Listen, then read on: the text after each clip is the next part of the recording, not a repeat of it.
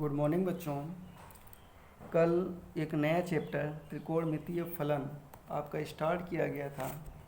बहुत ही अच्छा चैप्टर है ये पूरा चैप्टर जो है फार्मूलों पर बेस्ड है। अगर आपने इसमें अच्छे से फार्मूले तैयार कर लिए तो यकीन मानिए कि आपका ये चैप्टर बहुत अच्छे से आने लगेगा। आप बहुत अच्छे से इस चैप्टर को सीख जाएंगे।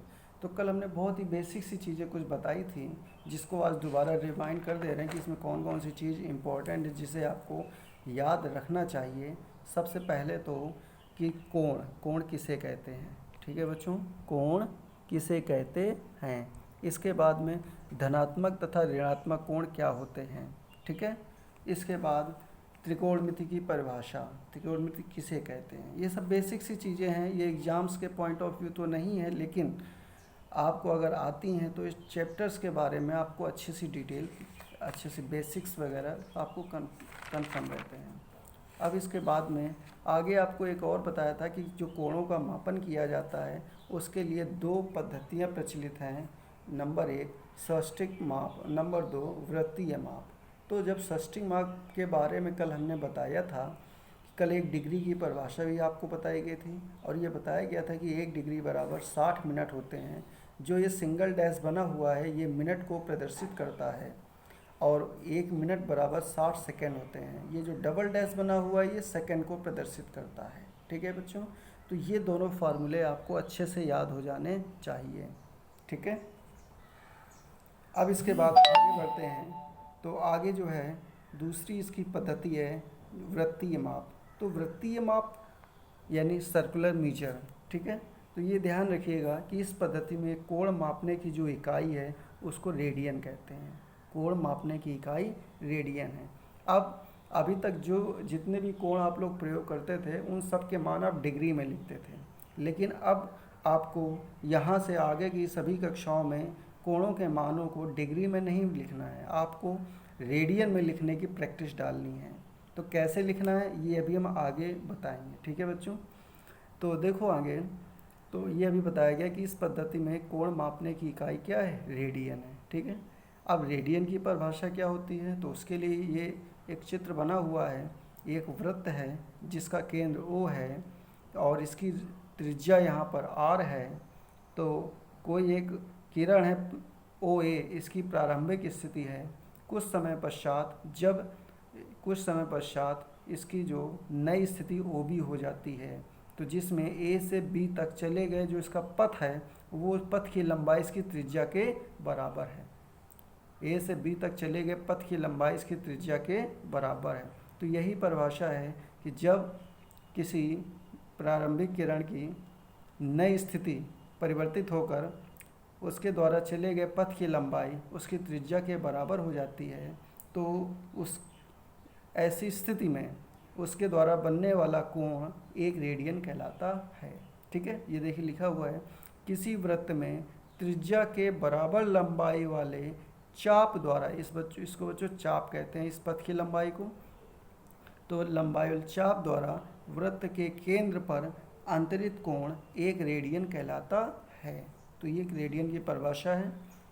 आगे देखिए, यदि किसी वृत्त की त्रिज्या r हो, उसके एक चाप की लंबाई l हो तथा इस चाप द्वारा वृत्त के केंद्र पर अंतरित कोण थीटा हो, तो फार्मूला होता है कोण बराबर चाप बटे त्रिज्या।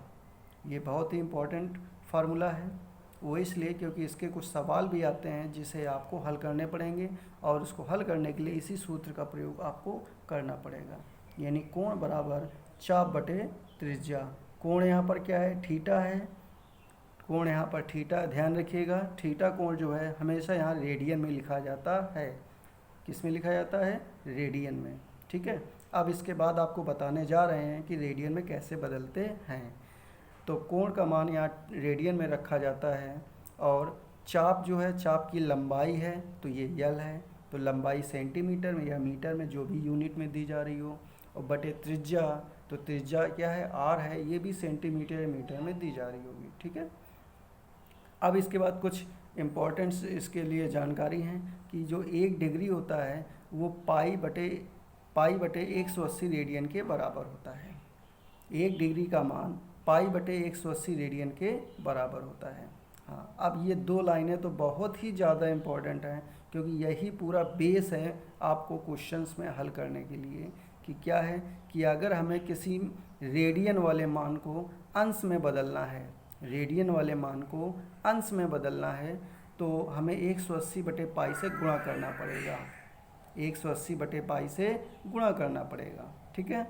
और अगर कोई अंश वाला मान है उसको रेडियन में बदलना है तो हमें π/180 से गुणा करना पड़ेगा। एक उदाहरण के लिए देखिए, यहाँ पर आपको हम समझाते हैं कि जैसे कोई एक मान दिया जा रहा है 45 डिग्री यानी 45 अंश, और हमें करना क्या है, इसको रेडियन में परिवर्तित करना है। हमें इसको किस में परिवर्तित करना है, रेडियन में परिवर्तित करना है। तो अभी अभी देखिए ये लिखा हुआ है कि अंश को रेडियन में परिवर्तित करने के लिए π/180 से गुणा कीजिए। यानी किससे में गुणा करना है, π/180 से।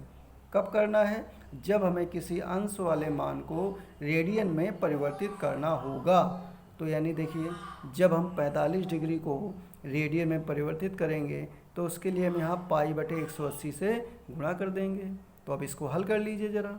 तो हल करने पर देखिए 45 का जब डिवाइड करेंगे तो 45 चौको 180, मतलब सीधे सीधे ये 4 बार डिवाइड हो जाएगा और इसका मान निकल के आएगा π/4, ठीक है। तो इसका यानी 45 डिग्री को जब हमें रेडियन में अगर लिखना है तो क्या लिखेंगे, π/4 लिखेंगे, ठीक है।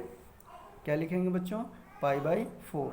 इसी प्रकार से कोई भी मान अगर डिग्री में दिया जा रहा है तो हम उसको रेडियन में परिवर्तित कर सकते हैं, और रेडियन में परिवर्तित करने के लिए π/180 से गुणा करते हैं। और अगर कोई मान रेडियन में पहले से दिया जा रहा है और हमें उसको डिग्री में यानी अंश में बदलना है, तो देखिए ये ऊपर वाली लाइन को ध्यान से, कि रेडियन को अंश में परिवर्तित करने के लिए 180/π से गुणा कीजिए, ठीक है। तो ये इसलिए बताया गया क्योंकि इसकी आपको अभी पूरी की पूरी एक्सरसाइज मिलेगी जिसमें काफ़ी सवाल इस पर आधारित होंगे। तो चलिए, अभी हमने एक उदाहरण तौर पर समझाने के लिए एक वैल्यू को लेके आपको रेडियन में बदलना बता दिया है, और इसी को अगर डिग्री में बदलना होगा तो π/4 इन π/4 में 180/π से गुणा कर देंगे तो फिर से 45 मिल जाएगा, ठीक है। बाकी आपको सारी प्रैक्टिस एक्सरसाइज के सवालों में बताई जाएगी, ठीक है। चलिए अब आगे बढ़ते हैं। त्रिकोणमितीय फलन। तो आप जानते हैं कि त्रिकोणमितीय अनुपात जो आपने कक्षा 10 में पढ़ रखे हैं, वो पढ़ रखे हैं साइन, कॉस, टेन, कॉट, सेक और कॉसेक, ये 6 त्रिकोणमितीय अनुपात पढ़ रखे हैं। तो इनके मध्य जो संबंध है देखिए क्या है।